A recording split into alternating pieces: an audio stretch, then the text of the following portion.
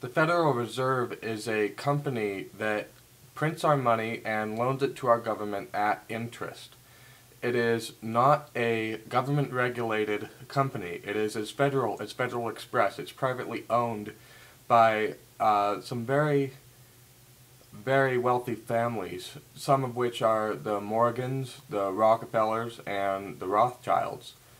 And these families are very wealthy, and we call them the elite. Sometime we call them the international bankers. But what they have done, they can basically print our money, and uh, they also have their hands in the pockets of the oil companies. They have their hands in the pockets of the war material making companies, and they have the power to bring our whole economy to its knees with the simple writing of a signature. And what they're doing right now, I think, is they are raising gas prices so high that all we can buy is gas, and I consider that a terrorist attack on our economy because we can't buy anything but gas. So we start budgeting. We cut back on fast food. We start taking better care of our clothing so we don't have to buy more clothes from Walmart. We're going to put Walmart out of business. We start cutting food out of uh, our house. We start budgeting, and because we budget, we can't pay these other companies. We can't pay for these other products anymore, and that brings our whole economy down. We put this company out of business over here, and they fire all of their employees. These employees no longer have anywhere to work, and then they can't spend their money, and so it puts this company out of business because they can't afford to keep running because we aren't buying their products anymore because we have to buy gasoline. And I believe that what they're going to do once we've gotten into this depression, nobody wants to be in the next Great Depression. You look at anybody from the Great Depression that happened back in the 20s or 40s or whatever. They are pack rats. They save everything, and nobody wants that to happen to them. They don't want to have to save everything. They don't want to be in a time where you don't even throw a goddamn paperclip away because it might be useful for something 5 years down the road. But I believe that the Federal Reserve, once they've brought this nation to its knees and we're in the next Great Depression, they'll come out with a new currency called the Amero. And basically they'll say, oh look, it's a new currency. It's called the Amero. 3 countries will be using it, the US, Canada, and Mexico. The economy will be great because of it, because it'll be worth more than the dollar.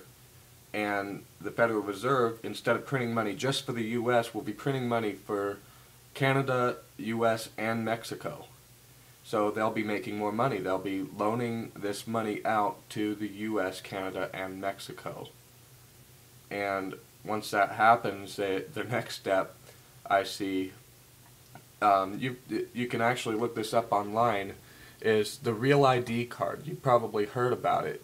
What they're doing is basically taking driver's licenses and upgrading them to have a chip in them that can track your every move, and it has a scannable barcode that has all of your information on it. And that might seem nice, but it's an invasion of our privacy. It's taking away one of our constitutional rights. And when you take away constitutional rights in the name of security, you will get neither. You will not have security, you will not have constitutional rights, because other people will be controlling your life, and they'll be watching your every move, your every transaction, and that's a violation of your constitutional rights to privacy. And you've heard of the Patriot Act. That's a constitutional invasion of your that's an unconstitutional invasion of your privacy. And we're slowly moving into a world of 1984. If you've read that book, then good for you. If you haven't, you'd better read it, because it's a crazy book and it will show you what is yet to come and how serious this is. I'm voting for Ron Paul because he is one of the only 3 politicians in the history of the Federal Reserve to try to abolish it. The first one was poisoned at a banquet. I can't remember his name, but you can look it up, and you can watch a movie called Zeitgeist. You can find it at www.zeitgeistmovie.com. And it's a 2-hour-long movie, but it's a really good movie, and it shows you what is happening and what is yet to come.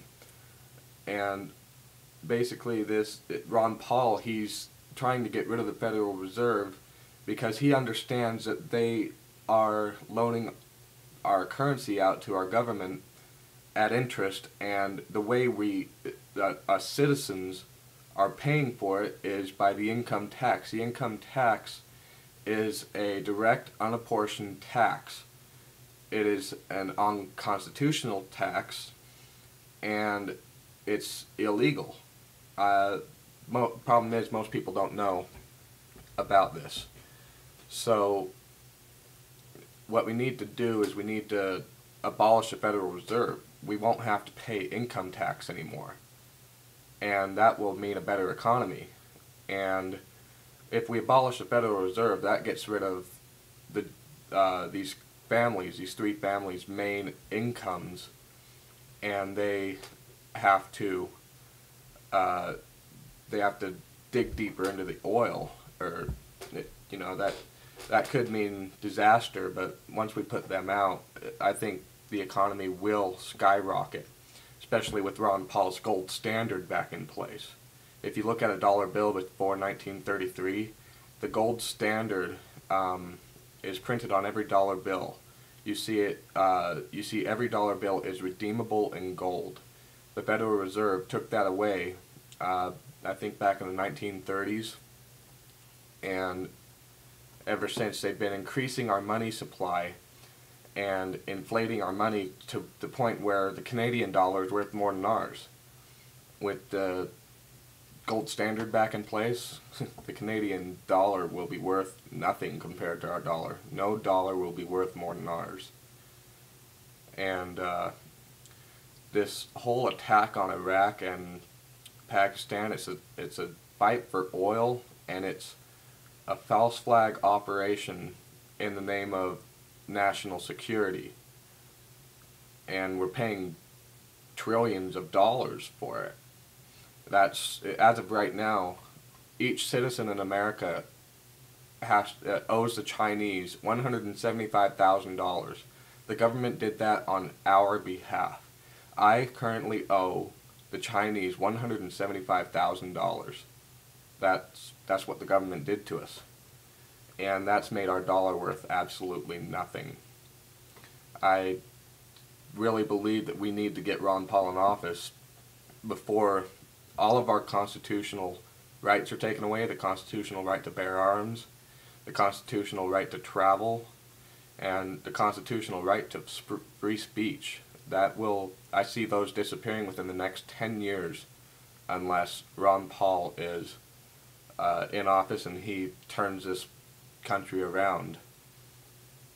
John McCain seems like a good guy, but he has connections with the Bushes, the Bilderbergs, the Trilateral Commission, and the Federal Reserve. It is in his benefit for us to stay in war, because he has his hands in the pockets of war material making companies too.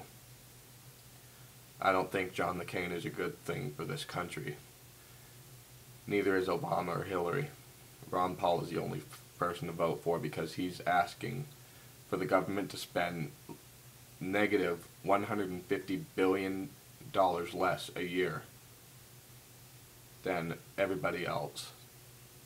And that will make our economy skyrocket.